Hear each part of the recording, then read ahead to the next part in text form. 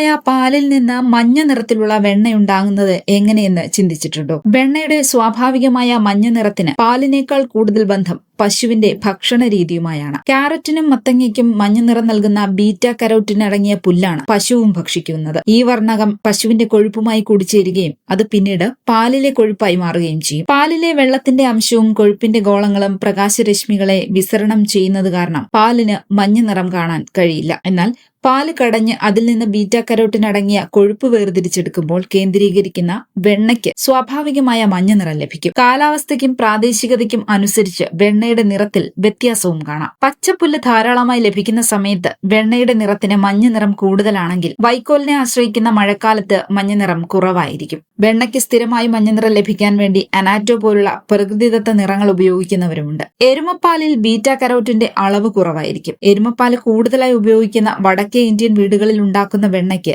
മഞ്ഞ നിറം ഇത് കാരണം കുറവുമായിരിക്കും.